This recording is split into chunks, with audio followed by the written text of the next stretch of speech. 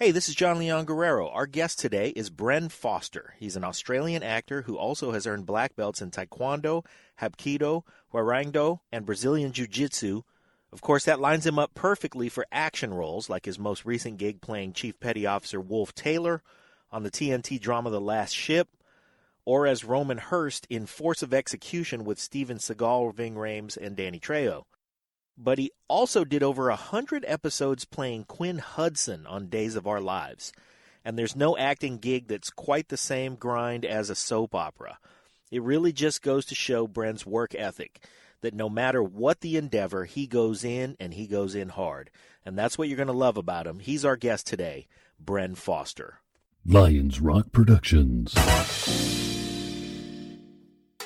This is Jay Moore. This is Greg Proops. This is Jordan Harbinger. This is Dexter from The Offspring. This is Nathan This is East. Sebastian Younger. This is Rick Morata. This is Stuart Copeland. This is Mick Gillette. This is Andy Summers. Hey, this is Skunk Baxter. This is Gabby Reese. This is Rob Bell. Hey, this is John Leon Guerrero. Hey, and this is Pete A. Turner. Hello, this is Bren Foster, and you're listening to the Break It Down Show. And now, the Break It Down Show with John Leon Guerrero and Pete A. Turner. Yes, it's Pete and Pete once again, and we're at one of my favorite places to record. We're at Paty's in Toluca Lake. You guys should check it out. They're great hosts, and we're fortunate to have Bren on.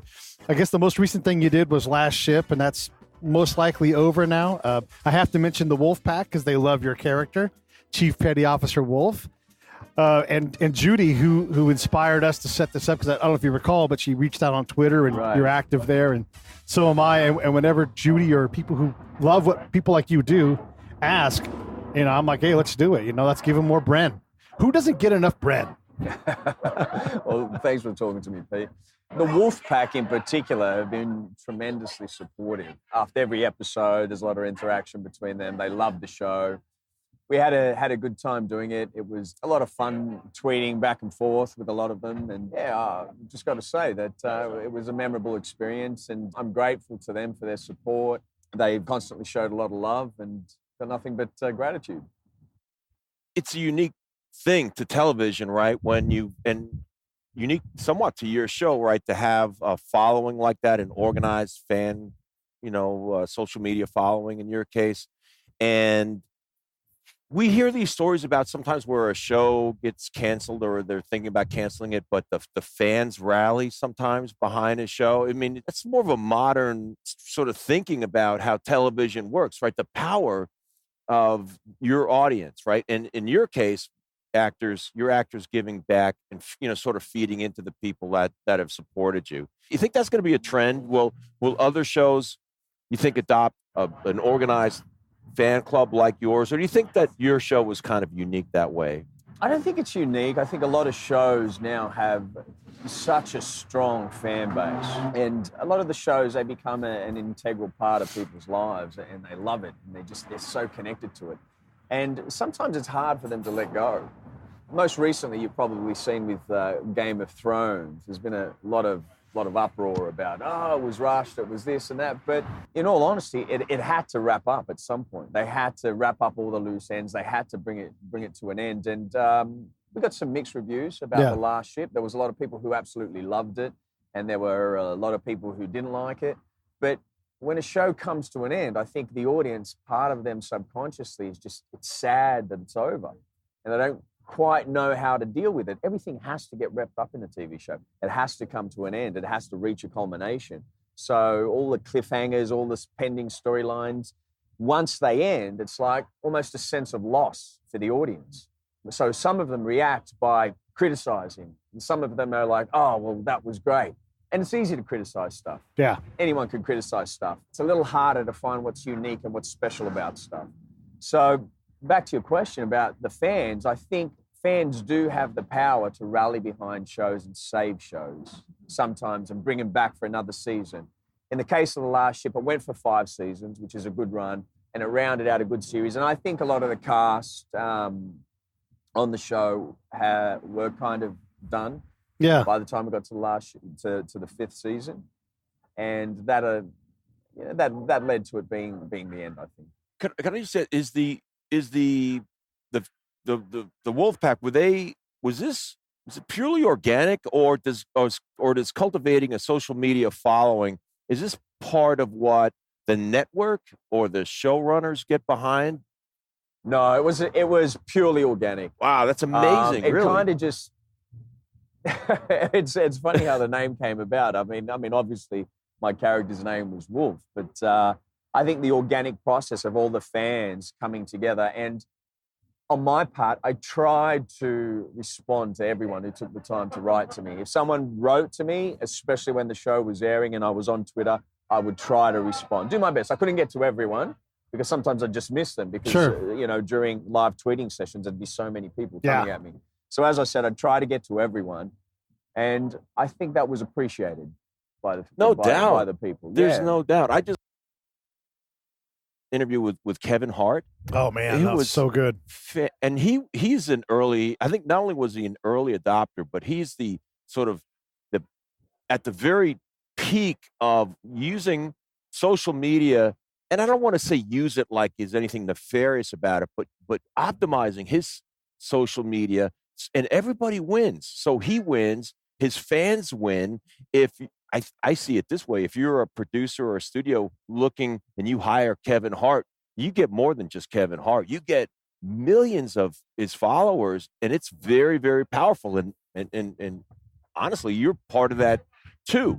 Not quite at the Kevin Hart level, but you've got a massive following. Yeah, with Twitter during the show, I was quite present, and as I said, would obviously try to get back to everyone. In terms of the broader range with like Instagram and social media, I have phases where sometimes I'll be on it, and then there'll be periods where I'm like, life gets in the way and just I'm really busy doing what I'm doing, and I kind of veer away from it, and then I find, I've got to get back to social media and try and post some, check on who's messaging or reaching out so I can respond back to them.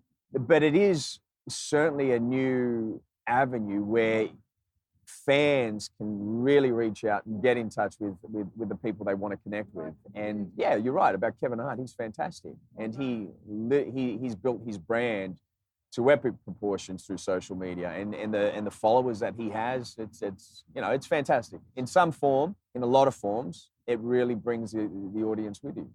That ability to maintain your audience, the Bren audience. I guess it doesn't necessarily go into like a Q rating or anything like that at all, but it does. You do bring that packet of attention to whatever project you're going to work on. Right. Yeah. Has the entertainment market caught up with that? I mean, obviously, like George Clooney doesn't have to do anything like that. He's grown a massive audience in his own right. But when you curate your own thing, do showrunners see value in that? You know what? I'm going to be really honest. I don't really know. Yeah. I've heard things that when they're casting you now, they'll look at your Instagram, your Twitter, your Facebook, and they want to know how many followers you have. Does that play a role in the casting process now? To be honest with you, I don't know. Do I think it should play a role in the casting process? No, because you've got some tremendous, talented actors who can really act or who have certain other skills. And then you may have someone who is not quite at that level yet. Sure. And then what happens? If they're looking at the followers as a person with the most followers, getting the job over the best person. So, I mean, I think that may be a slight issue because then it's not the best person getting the job. But then again, I don't really know. Could it be a tiebreaker? Like we have three guys that we really think could pull the job off, but man, Bren is just his audience that he brings. He's so great at that. Like, can that be something that makes a difference? I think then you've got a deciding factor. Yeah. You've obviously got, if you've got three guys who are at the same level and you've got one with such a, huge social media following, then I guess, that could be a tiebreaker. It could be a method of that. But to be honest, I've never had a producer or director come to me and say, I like this person because they've got so many followers. I know it's an integral part of society and the industry now. I know that. So I guess, maybe it does play a part, but I'm not aware of anyone who has said, okay, we've cast them because they have so many followers or whatnot. Actors that start out in a different country and, work their way to Hollywood fascinate me. As an actor myself, it's hard enough to be, sort of born here. I'm actually from New York, but I worked my way out here due to a friend of mine from New York that was acting in New York City, and he's like, I want to be a film actor. I want to be in Hollywood. So he moved out here, and he encouraged me to do the same. Nice. And introduced me to the business. It's so competitive. It's so challenging. And then I've got many wonderful friends from Australia and England and Germany. And one of the first things I sort of think about first of all, I think about, you talk about really doubling down on a belief in yourself that you're going to move across the world to Hollywood to pursue your passion. So much respect for that. And then once you get here, I think of it in reverse. What if I went to Australia? By the way, do any Americans go to Australia for acting work? There's a few there, actually. We've got a few Americans that actually they went out to study at one of the drama schools in Australia, and they've stayed. And they're quite prolific on the theatre circuit at the moment. Okay. They're classically, they went to one of the proper, university drama schools, so they're classically trained. And they've done really well in the theatre circuits. Not so much film and television. Most of the time, if an Australian does well in the film and television out in Australia, they generally make the move here. My situation was a little bit different because of the martial arts background that I had. I was self-taping for some projects over in Australia because my agent in Australia was actually American. Yeah, so when I got out of drama school, I signed with this agent, and he had just literally got to Sydney 2 days ago. So I signed with him after 2 days and after graduating from drama school. And as I said, was self-taping, had a US manager who was already representing me while I was in Australia, and that I'd already done the original Fight Science movie-length feature documentary. A little bit after that, they wanted to do a Fight Science series with episodes. So National Geographic and Base Productions, they reached out and they brought me over to the States. At that point, the manager put his hand up and said, I'll sponsor you, get you an O1 visa. So I didn't just come without anything. I came with a job straight into an O1 visa. So I kind of hit the ground running when I was here. Shortly after that, ended up on Days of Our Lives, which was good, helped me get my green card. And then it's kind of just been going from there. That's an outstanding plan. And it all, some of it you planned, some of it I didn't realize, because I watched that series. I think I watched every episode of the Fight Science. I thought you were going to say Days of Our Lives. I'm just kidding, man. And I thought it was kind of brilliant and really, really thoughtful. Yeah. And the fact that, you went in there, you're fighting guys, right? And it was real. It was like, wow, this is such a legit bit of entertainment. And it was that, as an athlete myself, this was sort of a beautiful intersection of a reality sort of TV show, a documentary, and real sport at the highest level. Yeah. Wow, how nice. It was great. I didn't realize it was a movie or a documentary previous to being a series. Yeah, there was a feature-length documentary. Oh, that was just over 2 hours, and had some greats in there: Dan Inosato, Hickson Gracie, Sensei Obata, myself, Alex Wynn, and a few more. So we all got to showcase certain areas that we specialized in at the time. So it was good. It was good. We got to put our martial arts to the test against science, and there'd never been any kind of definitive testing like this done before. So you might throw a kick or a punch, and yeah, that's pretty powerful. Normally you'd break boards or bricks to measure the power. But we had like crash test dummies and the highest level of science behind it. So we were testing speed, we were testing power, we were testing reaction time. But if you go and look at some of the numbers that were generated, and in more recent times, there's been a lot of UFC fighters getting speed tests and reaction tests and stuff like that. And if you go back and look at the numbers in the original documentary, you're going to see that a lot of the UFC fighters, their reaction times, their power tests, they're not as good as some of the stuff that was in the original documentary. Huh. Okay. So I think it's one people should go back and really have a look at it. Yeah. Check it out. There's some really informative stuff in there. Yeah, the way that baseball is looking at the details of like the specific parts of the game. Yeah. Like spin rate of a pitch and what that equates to in terms of the batter's ability to hit the ball. Like there's micro differences, but at the elite level, that's the difference between winning and losing. A lot are controlling for wins and loses. You know what? I went to my first ever baseball game. Did you really? This last week. I watched the Dodgers play right up the front, like second row in the dugout. and it was awesome. Yeah. I loved it. Yeah, I loved it. Glad you I just go wanted to here see like a home run. I didn't get to see a home run, but I was just waiting for someone to just whack. Yeah. But, Why that was it good. awesome? Just being there, and you don't look. You can watch it on TV. It's a bit boring, to be honest with you. But there, just the music, everyone standing up, singing the "Take Me Back to the Ball Game" song, Yeah. which I love very much.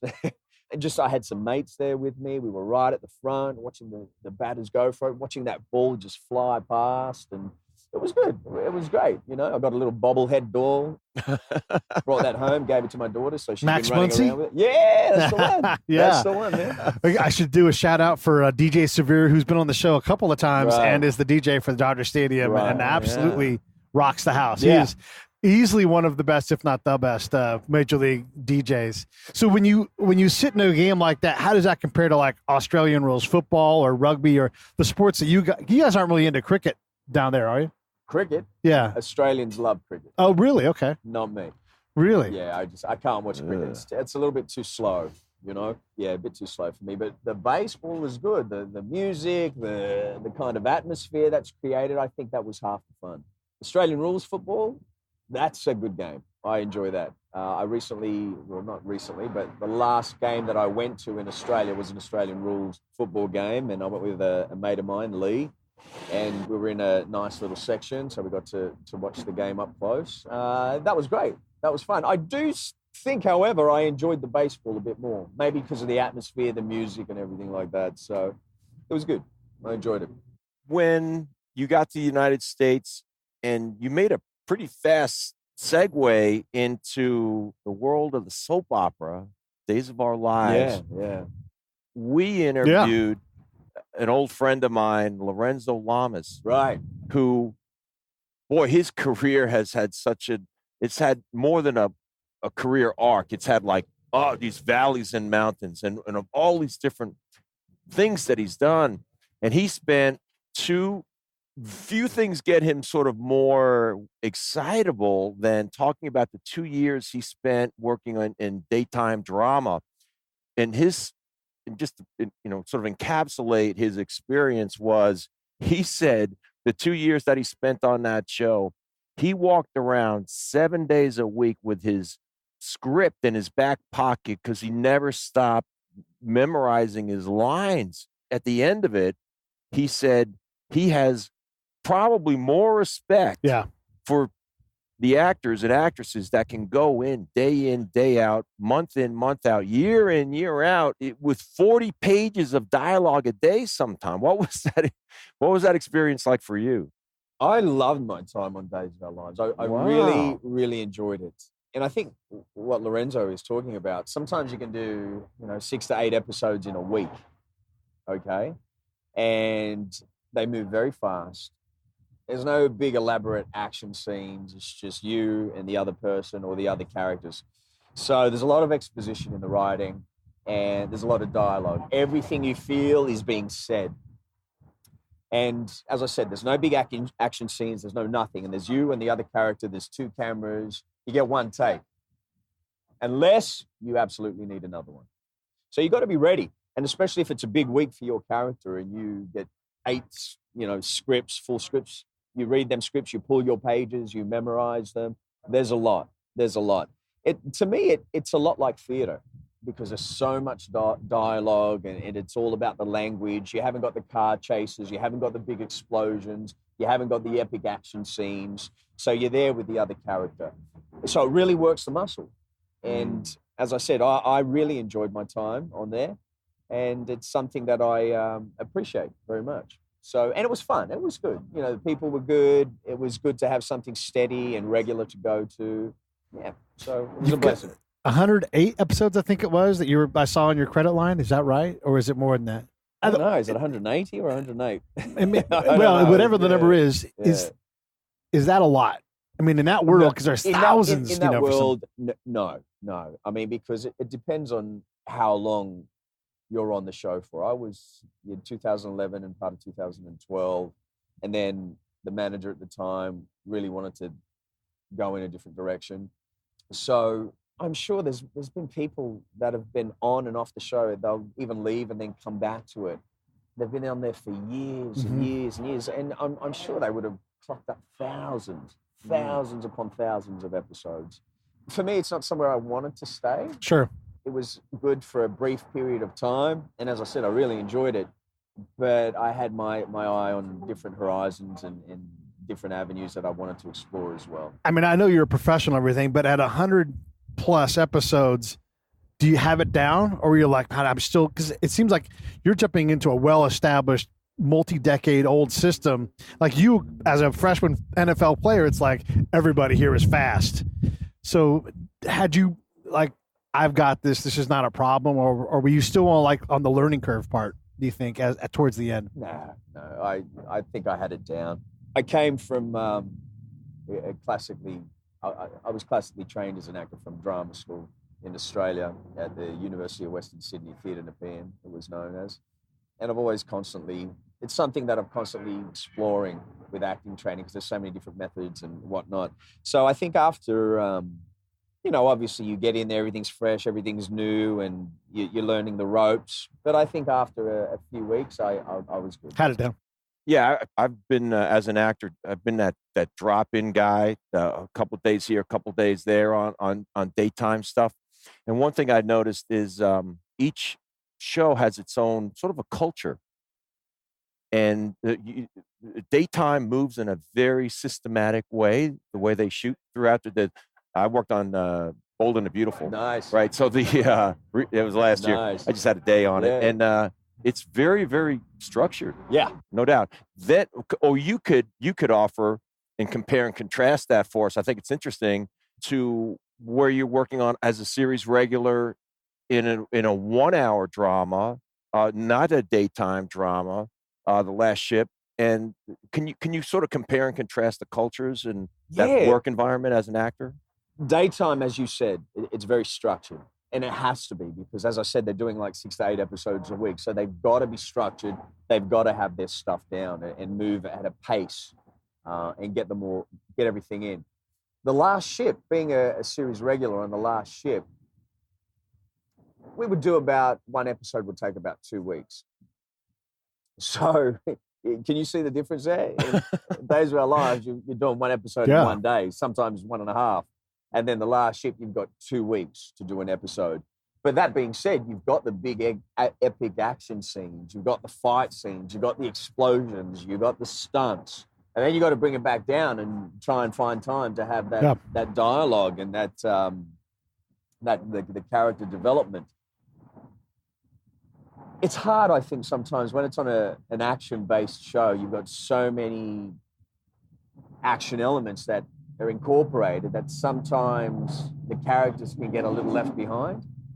And with The Last Ship, there were so many characters. There were so many characters coming in, going out, guest stars, villains, whatever, that sometimes it did feel like the main cast, their character development, didn't move along as it should.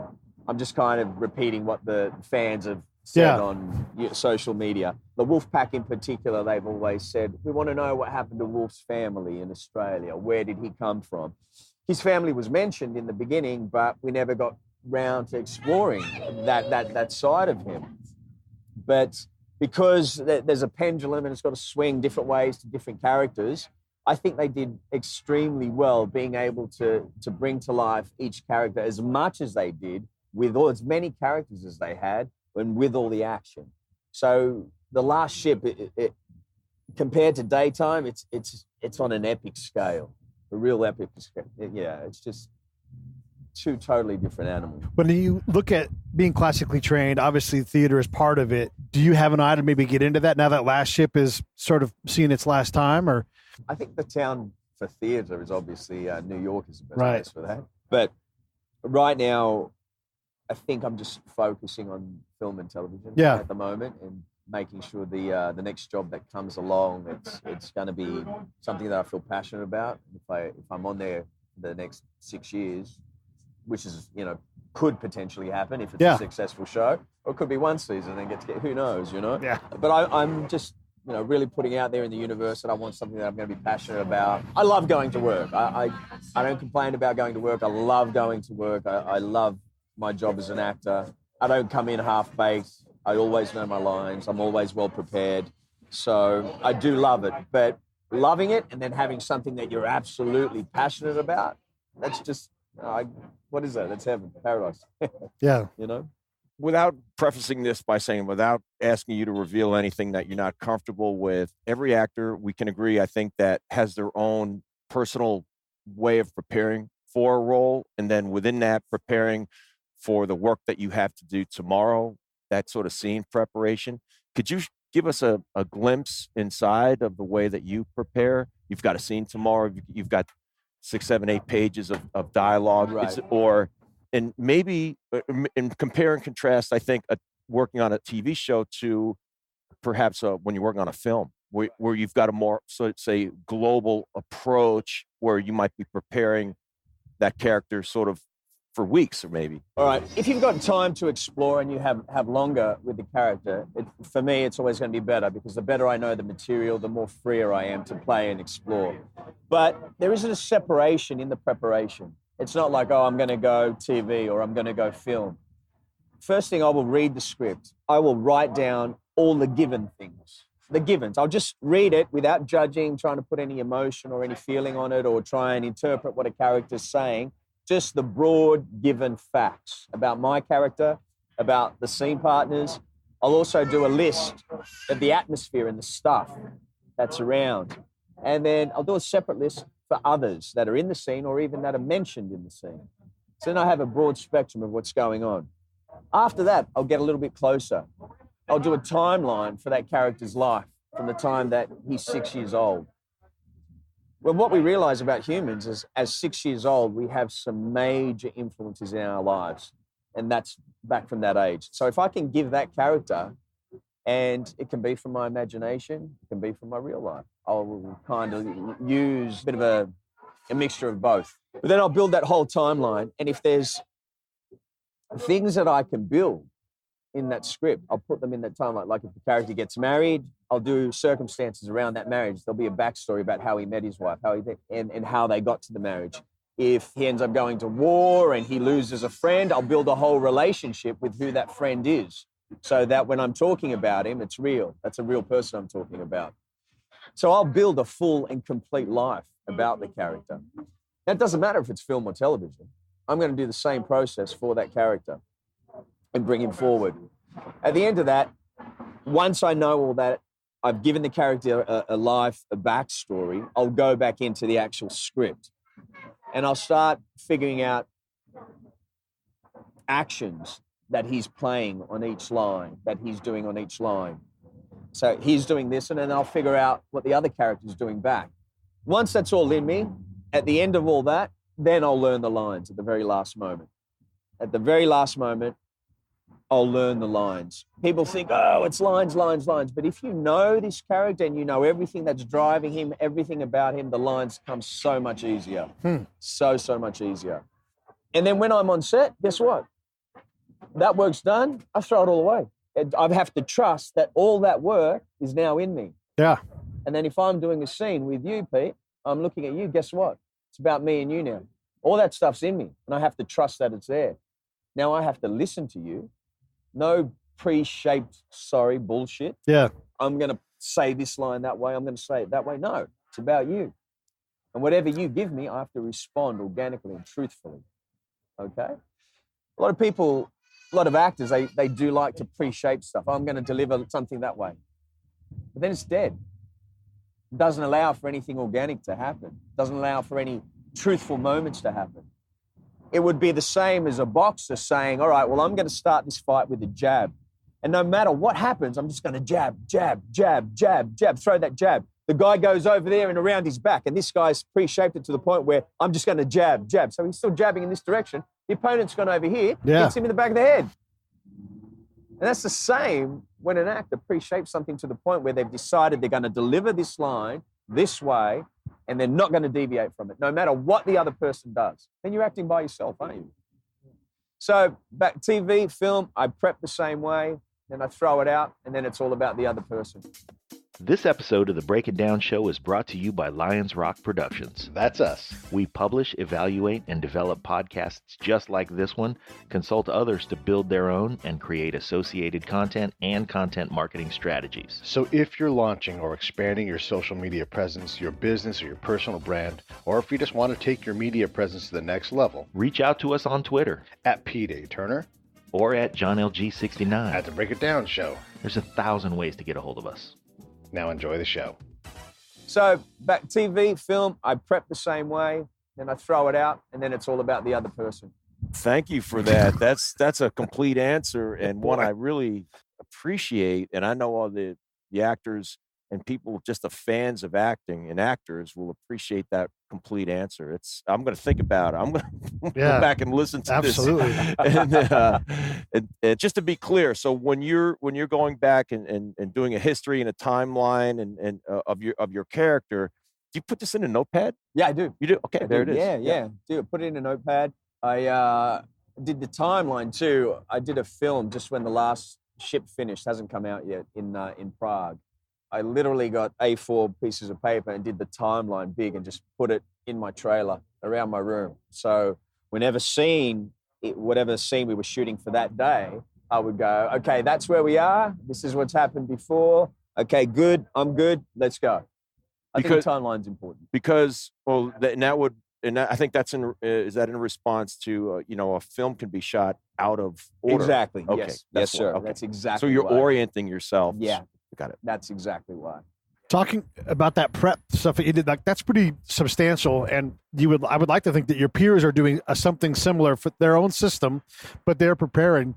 And so, instead of acting by yourself, when I give you this shade of love or anger, whatever it is, like you haven't anticipated what my work is going to be. Like I need to have my acting ability to give you, this is what I came up with. My kid's cat died, and all these other things are in my representation of the character towards you. Yeah. And now you have to take what you've put in you and react to that and vice versa. Am I getting this right? Like, Yeah. I can't speak for other people's processes. Right. But generally when someone turns up, whatever they've used, whatever their process is, once you look at them and once they start to interact with you, you'll know. yeah, You'll know if there's freedom, if they're willing to play. You'll know if there's going to be somewhere to go with it. I've been across actors where we started and I've gone, oh, this is going to be awesome. yeah, And then I've been across actors where like, wow, they don't even see me. yeah, And that's okay. I mean, it's art, isn't Yeah. it? It's subjective. Everyone's going to have their own process. I don't discredit anyone's process. If it works for them, that's great. I do like to be organic and spontaneous and in the moment and let things happen that weren't planned to happen, because then that's when it's truly alive. Yeah. And the camera, that doesn't lie. That picks up everything. One of the he used to be a co-host with the show too, is a guy named Mark Valley. He's an actor, and he talks about like some of the other kinds of conflict that happen as you perform. He's like if you have two people standing side by side walking and they turn a corner, the person on the inside has to turn a little bit more slowly. Otherwise, the guy, if you're walking, for the audience, if you're walking shoulder to shoulder and you're having, like Pete and I are sitting, if I'm making the turn, I have to slow down so that Pete, in blocking terms, isn't like scooting along trying to catch up, right? But if I'm not aware or if I'm trying to fuck with them, I can do that to like just have a little bit of conflict in what's going on, or like someone just clipping just ever so slightly the end of your line, like in a back and forth. Good. To me, that's good. Clip my line, because you know what? It wasn't meant to happen, right? Yeah. So that's an organic, spontaneous thing that's happened. People think, oh, I messed up my line. Oh, this happened. Oh, they cut me off too early. You know what? Good. Do it. I'll keep playing. I'll make something up. Nice. I'll make something up and we'll keep going. I remember there's a film called SFV1, The Osiris Child. Great director, Shane Abyss. I played a real kind of messed up character because I actually had to get back for the last ship. So he said to me, Bren, you want to do this role? You'll be here for a couple of weeks. And I go, yeah, I'd love to do it. So we went in and played with my hair, teeth, prosthetic acne scars on my face, and we went for it. And they brought me out, it was a prison scene, they brought me out some food. And I opened the food, there was a hair in the food.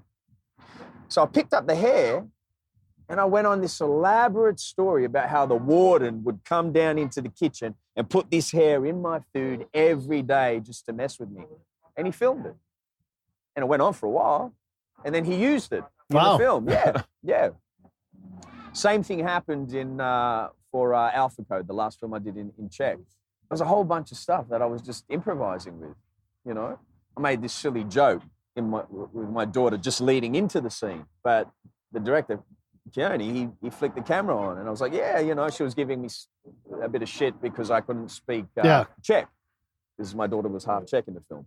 And I said, that's fine. I understand every single word. And I speak 3 languages anyway, English, Australian, and American. You know? And I was mucking around and having a scotch at the same time. He kept all that in too. You know?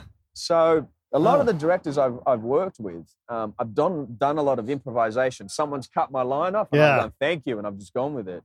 Or someone's messed up their lines and I've been able to just go somewhere else with it and come back to it.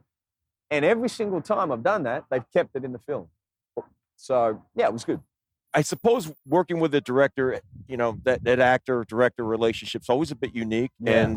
And I guess you have to find a bit of a rhythm where maybe how much you're going to be rehearsing or not rehearsing and also make those decisions with the actors you're trading dialogue with. And then it sounds like you had a kind of a special chemistry where maybe you're like a director might say to an actor, you know what, let's just film the rehearsal. And that's an opportunity, right? That gives you freedom. It does. It gives you freedom. And it does come down to the director too. You have an actor's director and then you have like a very clinical director. And back to what you were saying about the difference between film and television. With the indie film world at the moment, budget's about $5 million or whatnot, the directors will allow you to play a bit more.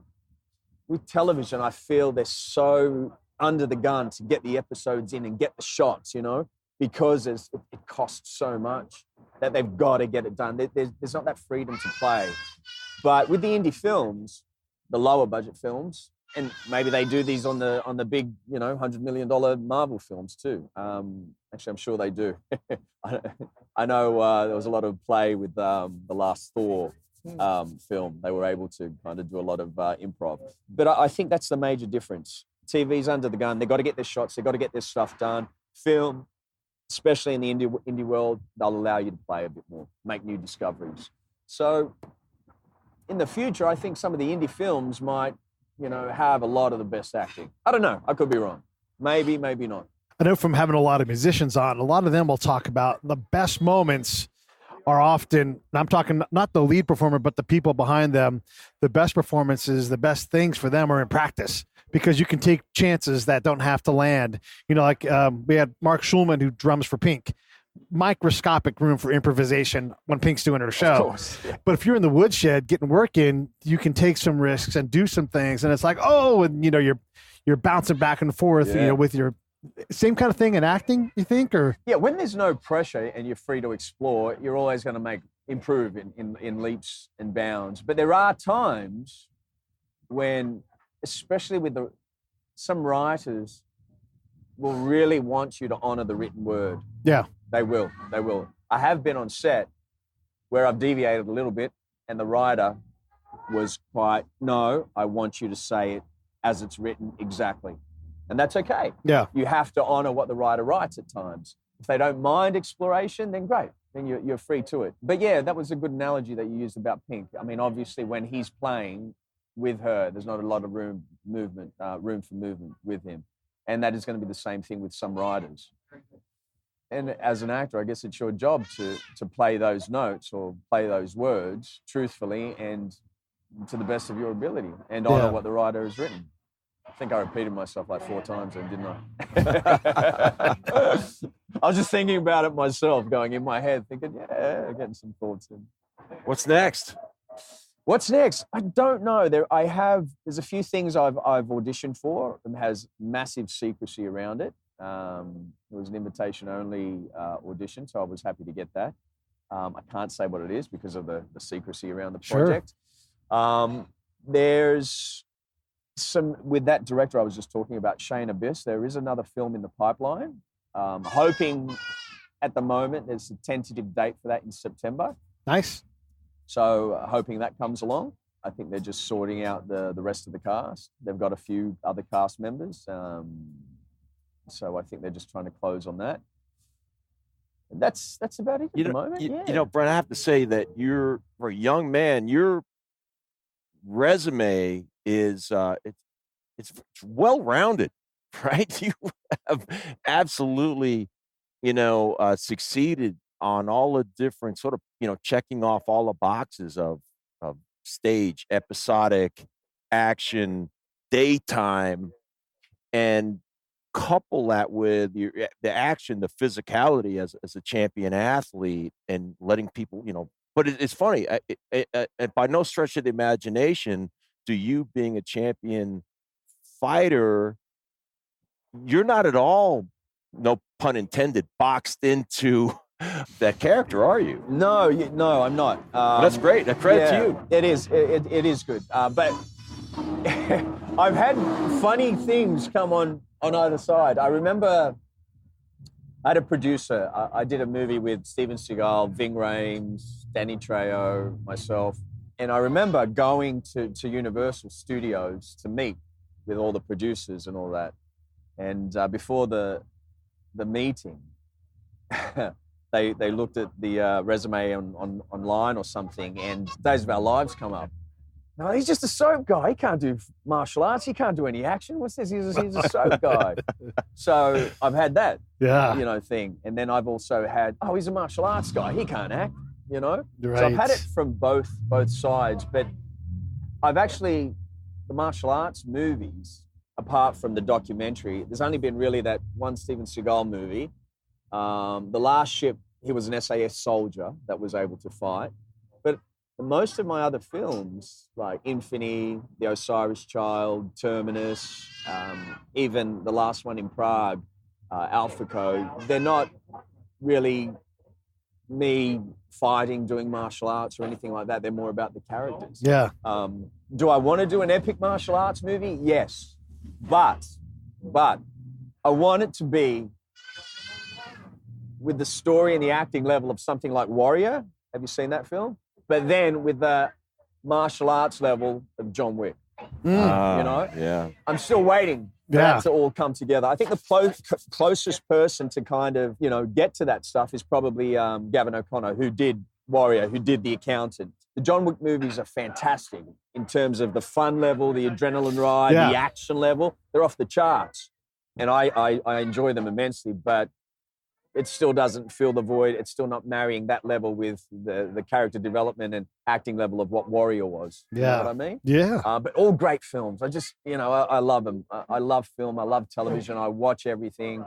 My favorite martial arts movies are The Raid 1 and 2. Have you seen them? No. Now, they're an Indonesian film. Okay. There are 2 Indonesian films you have to watch them. The Raid 1 and 2, R-A-I-D, Raid Redemption, and then there's part 2. The first part of The Raid, it showed at the ArcLight in Hollywood. No known actors, no known directors. Oh, I love it already. Not even an English-speaking film. Nice. Okay? And to this day, I have never witnessed anything like this. People were standing in the theater at the ArcLight in Hollywood, cheering and clapping, whoa, screaming, go. They were going for it. Even I was getting, pumped up. But there was such a simplicity to their acting. I'm shaking a bit. I'm getting cold here.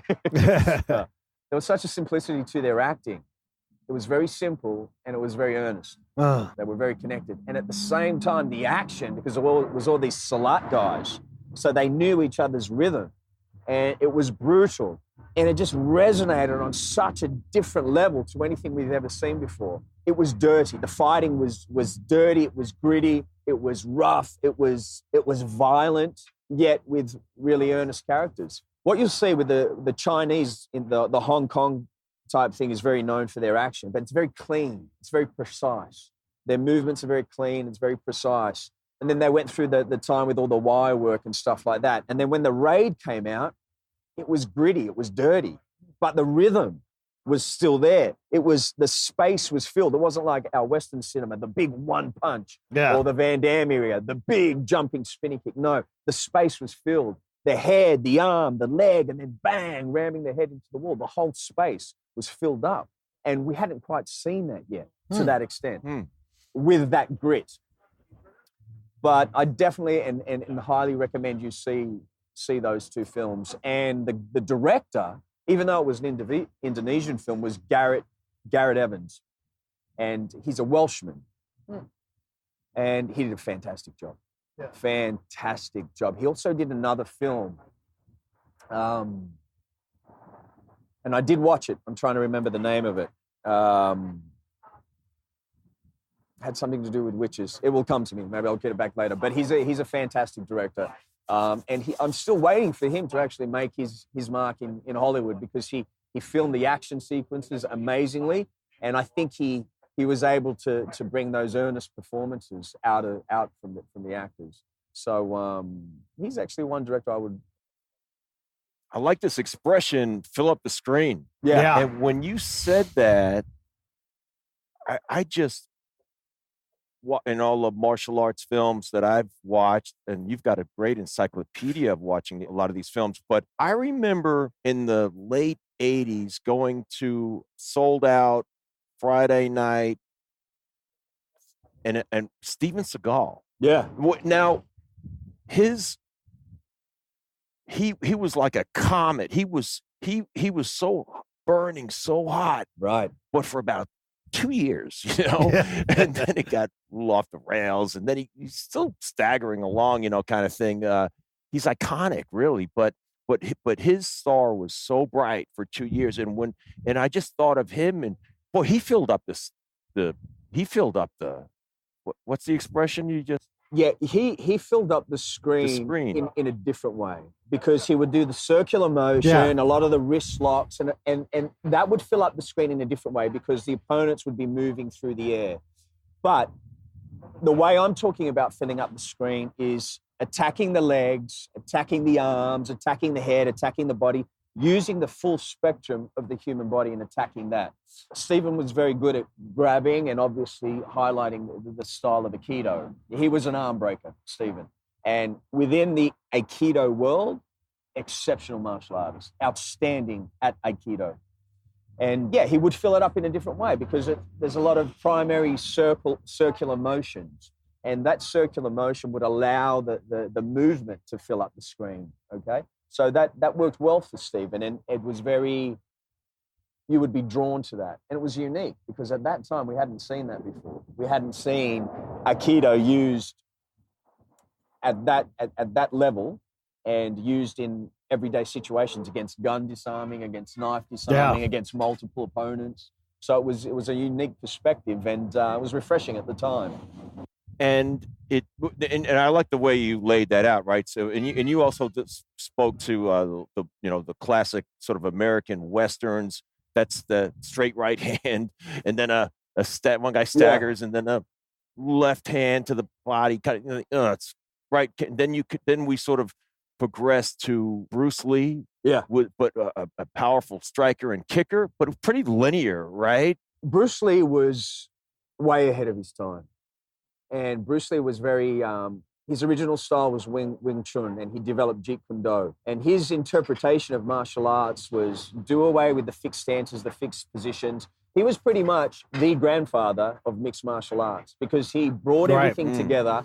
He knocked down the walls. He said, let's do away with all the, fixed positions, fixed stances, the proclaiming of my style is better than your style, and do whatever works. He was very into intercepting, and the straightest and the quickest point, and trapping. There's a lot of trapping the arms in his system. He wasn't big on kicking, and I do recall sometimes in some of his work, in his literature, that he stated he wouldn't ever kick higher than the waist. That was also said when UFC first started. Yeah. Oh, it's no good kicking in the UFC. And in the evolution of martial arts, I've always been big on kicking and very confident that I can throw my kicks against anyone. Yeah. Head height, spinning kicks, I can use them all. And now in the UFC, you're seeing head kicks, you're seeing double jumping, turning kick knockouts, you're seeing spinning kick knockouts, you're seeing axe kick knockouts. All these kicks come from Taekwondo. Yeah. They're classic Taekwondo kicks. You see, as I said, the back kicks, the spinning kicks, but they are now allowed to be used because the competitors, they're great at jiu-jitsu, they're great at wrestling, they can box, they've got Muay Thai. So they're very good at all these avenues. Then, if their kicking ability is good, they are able to seamlessly incorporate these and then do this. The biggest thing about kicking is the hardest part of martial arts. Kicking, to be a good kicker, it is the hardest part. There's great boxers, there's great jiu-jitsu guys, there's great wrestlers. How many great kickers are there? I saw a K1 fight where it's Grand Prix style. So for the audience, everybody fights at least once. And if you win, you advance up to the next round and you may have 4 fights in the night.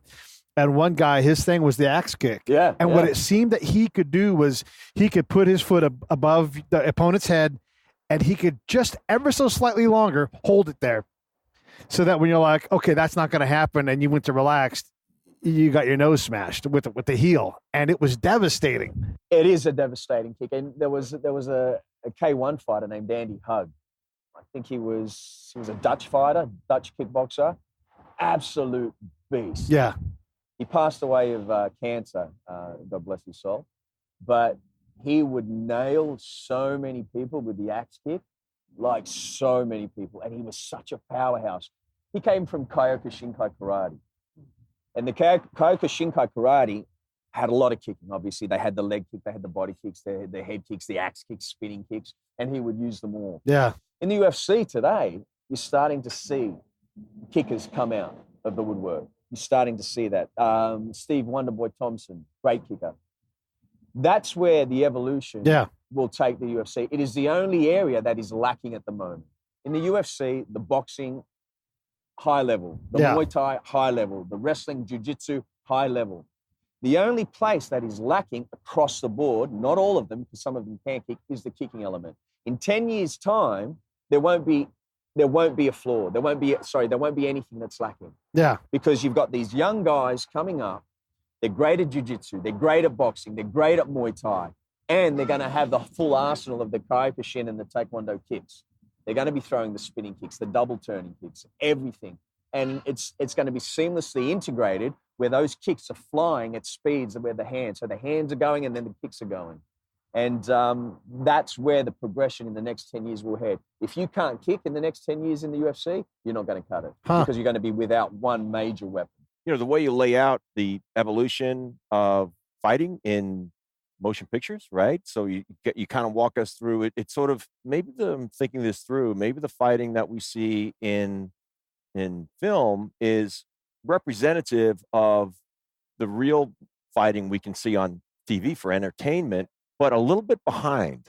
So it takes a little bit longer because I think I've kind of always been the last few years kind of waiting to see a great action, whether Jonathan Statham or some terrific action star, show the more up-to-date version of mixed martial arts on the screen, in a film, in a big film. But it hasn't really happened yet. I think John Wick does it well. Okay. Yeah, I think John Wick does it well. He uses a lot of jiu-jitsu and a lot of judo. So you're saying Keanu Reeves is on the leading edge of... Keanu Reeves, he's trained and he's guided through 8711, a great director in Chad, and there's a great stunt team that surrounds Keanu. And they're putting together some really good judo, jiu-jitsu, some Filipino martial arts in there. So they bring together a really, really good mix. And also they incorporate a lot of the gunplay, which is done very well too. There's some of the lower budget movies. I think there was a good movie recently, Triple Threat, which actually did very well through China. And Jesse Johnson directed that. That had some really good fight scenes in it too. But I still think, you know what? I think you're onto something, Pete. I think there is still room to kind of take stuff to the next level. And I think you're just the man to take us movie-going audience to the next level. I would love to see that, to marry the right script with your legit background. That'd be great fun. It would be. But I think it's just got to be the right film. And I haven't said yes to a lot of projects because you get onto the page and it's like F this, F that, and the guy's snarling, and it's like, oh, I'm going to cut your throat, and I will read them, and it's like, I don't want to do that. Yeah. I don't want to look back in 10 years and look at that film and not be proud of it. Yeah. You know what I mean? I think it's very important, the legacy, or what you film is forever. So whatever you do and whatever you leave behind, it's going to be there forever. So I think it's very important that you do things that you're proud of. And with the martial arts world, a lot of scripts have come to me and I've read them, and they lack a little bit of heart and soul. They lack a little bit of humanity, and it reads as a lot of face pulling and a lot of profanity without anything else apart from punching each other in the face. So I'm holding out for better things to come along. And am I making a mistake? Maybe. I don't know. Maybe I'll look back and think, I wish I did all those films. At least, it would have been a decent paycheck and whatnot. But, would I have been satisfied and proud of it? Probably not. So that matters, man. I mean, it's your legacy, and that film was perfect for somebody. It's just not perfect for you, And Jack Reacher's out there fighting his style, and I would love to have you find something that matches you. I mean, I'm a fan of, as a combat guy, I want to end the fight as safely, as quickly as possible. So if I can wrap you around the head, I'm not going to guillotine you. I'm just going to drop your face on the ground, and jam my thumb right into the back of your eye socket and just make you want to quit fighting, and get away from you. And what I love about the Filipino martial arts and the Salat, there is a lot of that. Yeah. There is a lot of that. And what I tried to do with Wolf, just I'm going to go there, if you look at his fights, yeah, they weren't, I wasn't really doing jumping spinning kicks or 720 spin kicks or, stuff that's thing. I tried to keep it brutal and to the point. Yeah. And it was very important that I honored that character that way. And a lot of SAS, Australian soldiers, they do a lot of training with the Indonesians, which is a lot of the Salat stuff and stuff. So I tried to make that, or tried to incorporate that into the fights. That's great. I did put some kicks in there and some, if I did put a flashy kick in there, it was built up to throw it at the appropriate time. There were improvised weapons that we used, and especially the last episode of the last season, that to me was the most brutal fight. He was using the walls, like if he was opening up, bang, bang, he would smash the head into the wall. There was like an arm lock, taking the face, reaching around, stabbing the knife down into the throat. Yeah. There was the thing to the end when he had nothing left. He'd been shot in the hip, shot in the breastplate, and stabbed in the shoulder. And he had one person left. So he had to just give everything. I was fortunate enough to be able to, every fight scene that I did, I choreographed myself. Oh, great. And I was adamant about that. It had to be me that did it. And even to the last point, the last episode of the last season, I was even allowed to go in with the editor and piece the fight together the way it should be. Thank you for that, by the way. No, I can't stand the ones where they're 55,000 jump cuts. Really, you're like, I don't even watch. I'm like, I can't tell what's happening. Someone's getting their ass kicked. I can't watch it. Yeah, it's so much better. And that's what the Ray. Yeah. If you guys check that out, it's pulled back and you get to see everything in its entirety. That's better. And it's beautiful. It's really beautiful to watch. You get to see the movement and the effective techniques, and it's really captivating. Okay, cool. Yeah, we've been at this for an hour, man, and I don't know about you, Pete, but I loved it. It was awesome. Okay, cool. Especially once we started talking about the martial art thing, you went off like a rocket. Yeah, I know. I can't start talking about that too much. Yeah, but thanks. I mean, this is fantastic, and this is what makes this stuff so much fun. So from the Wolfpack, thank you. My pleasure. And from Pete and I say thank you, and then I'm going to let Pete say whatever he wants to say. Well, I think that we covered some vast territory, and I really appreciate that. So going from, it's nice, as of all the sports that you might have, pursued in your developmental time in your life, and you chose the martial arts, and it has a lot of utility in life. Yeah. It's a practical thing to study. It's a useful art to study, and you're not the first guy to do it, but you're another guy that's doing it well. Whereas you're marrying it and you've tethered it to your acting, another art, and I appreciate that. And I, for one, after this conversation, will look forward to seeing more of your high-level acting married to your high-level martial arts. Thank you. I think the world is I think martial arts movies kind of fits in that category, in my judgment, like horror movies. The audience never gets sick of the good ones. That's right. Yeah, I'm with you. They don't. Yeah, more of it. Let's do that. A great 2-star horror movie is a great movie. A great 2-star martial art movie can be a great movie. It doesn't have to be, but like you said, with the character thing, man, again, thank you. No, it's my pleasure, guys. Thanks for having me.